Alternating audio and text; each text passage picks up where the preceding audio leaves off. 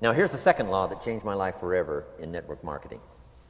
I learned the law of sowing and reaping. And in the law of sowing and reaping is also the story of the law of averages. Jot this down. The story of the sower comes from the Bible. I'm an amateur on the Bible, but this is such a useful story. Here's what the story says. And take the notes because the drama's in the details. The sower was ambitious. Evidently, he was ambitious. When you read the whole story, you'll conclude, yes, this was an ambitious sower. Here was number two. He had excellent seed. The sower who sowed the seed had excellent seed. And the excellent seed could be an excellent opportunity, an excellent product, an excellent story. So we've got an ambitious sower with excellent seed. But now here's the rest of the details of the story. For your information, for the drama of your life, so you can understand things better. Learning some of this is how I got rich by age 31. Okay. Number one, it says the sower goes out to sow the seed, but the first part of the seed falls by the wayside and the birds get it. So jot this down. The birds are going to get some of the seed. The birds are going to get some of the seed. Now you say, well, Mr. Rohn, what does that mean? Well, I invite John to come to a meeting. He said he'd be there Tuesday night. Tuesday night I show up, John isn't there. I say, John, I wonder why John didn't make it. Now I know the answer. The birds. The birds. John had this great idea of coming to the meeting to look at an opportunity, and somebody stole it and said, you're not going to go see network marketing. And he says, well, maybe not. So have you jotted that down now? The birds are going to get some. Now, when the birds get some, you've got two options. Number one is to chase birds. And say, well, let me get a hold of the person that talked him out of coming to the meeting. I'll tear him a new page.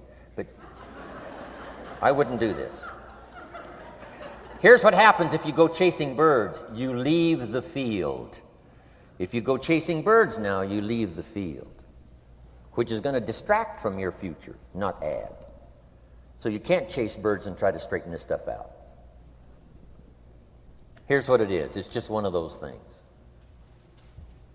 And here's the best comment when things are a little disappointing. Isn't that interesting? You just have to say, I thought sure he would be there. He promised me. He promised me. But I know it was the birds. And you just have to say, isn't that interesting? Now, here's the rest of the story. It says, the sower kept on sowing. See, that was the secret to his success. He kept on sowing. And if you keep sowing, you can sow more than the birds can get because there aren't enough birds. If you keep sowing, there are some birds, but there's not enough because the law of averages will work for you. My mentor taught me, he said, you know, Mr. Rohn, there's only 9 or 10 real nasty, miserable people in the whole world. Now, he says they move around a lot, you know, and you're liable to... You'll bump into one once in a while.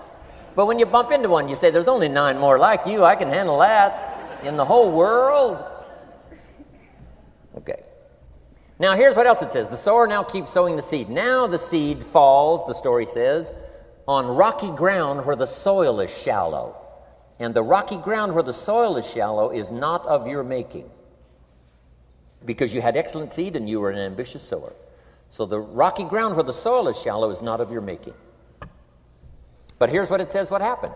This time, the little seed that falls in the ground starts to grow, and the little plant starts to grow. But the first hot day, it withers and dies. It dies. Not an easy thing to watch. I finally get John started. Sure enough, 3 or 4 days later, somebody says, boo, and he goes,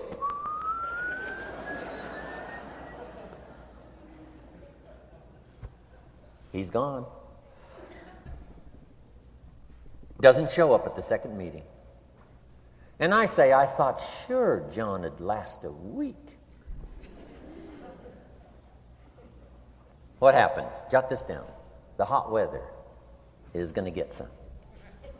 And this is not of your making. Here's what you must say when that happens. Isn't that interesting? Wow.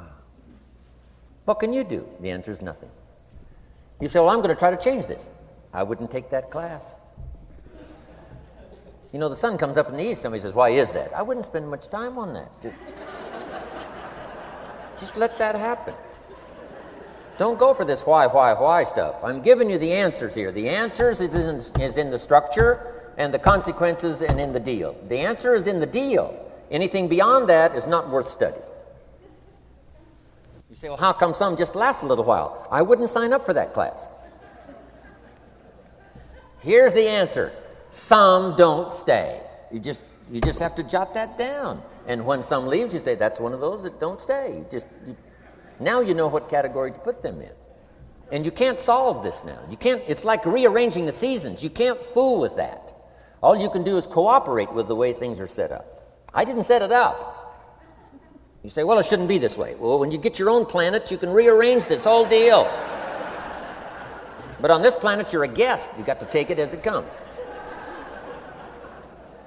Now, here was the secret to the ambitious sower with good seed. It said he kept on sowing. Now, here's what he had to do to keep on sowing. He had to discipline his disappointment. This is a key phrase now to use the rest of your life. You must learn to discipline your disappointment because you didn't set up the setup, and some are not going to stay, and that is not of your making. Now, if you made gross errors and you ran them off, see, that'd be different. Now, you're responsible for that. But if it's in the normal course of things, this is the way things are. Now, here's what it says. The sower keeps on sowing. Now it says the seed falls on thorny ground. And somebody says, well, how much of this do you have to go through? Well, hang on. It's not the end of the story now. Now the little seed falls on thorny ground. And now the little plant starts to grow again. But as the little plant starts to grow, the thorns choke it to death. And it dies. So jot this down. The thorns are going to get some. And that's not of your making. And what are these thorns? The story even called these little thorns, little cares, little distractions, little somethings. Who knows what all they are? I say, John, we had a meeting last night. You weren't here. John says, well, I can't make every meeting. I say, why not? You're part-time. He said, well, the screen door came off the hinges. And you just can't let your house fall apart. You got to take some time and fix things up. And I can hear the thorns going,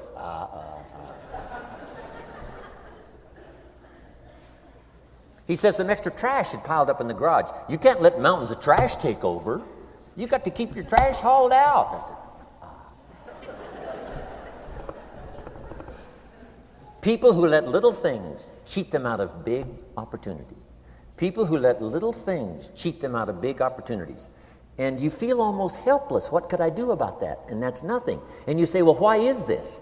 I'm asking you not to sign up for that class. Don't sign up for these why is this class. It's just the way it is. Like winter following fall and spring following winter. So if you got that, the thorns are going to get some. But now here's the good news. Let's read the rest of the story now quickly. The sower now what? Keeps on sowing the seed, keeps on sharing the story, keeps on giving an invitation. Yes, the invitation can be more powerful for me as it was 1 year later than it was the first month. Because now I'm saying I'm making twice as much money part-time as I'm making on my full-time job. Yes, the story can be more powerful, but the law of average is still going to work. But now here's what the story said. Finally, the seed falls on good ground. Finally, the seed falls on good ground. Now, put this in parentheses. It always will, if you keep sowing. If you share a good idea long enough, it will fall on good people. But now here's the rest of that story. Some of the good ground did 30%. And some of the good ground did 60%. And some of the good ground did 100%. You say, well, why the difference in numbers? I wouldn't sign up for that class. Go on. Have I said that often enough now? Don't register for that class. It's just the way it is. Now, I tried to get the 30s to do 60. found out it was more than I could handle. I used to say, I'll make them successful if it kills me. I almost died. No, you can't do that. Here's what you do. Let the 30s do 30 to the best of their ability and keep doing 30, because that's how they build their lifestyle and get what they want out of life. And let the 60s do 60, and let the 100s do 100s. Now, how can you get some to do 100%? You got to go through all these experiences, and you got to talk to all these people.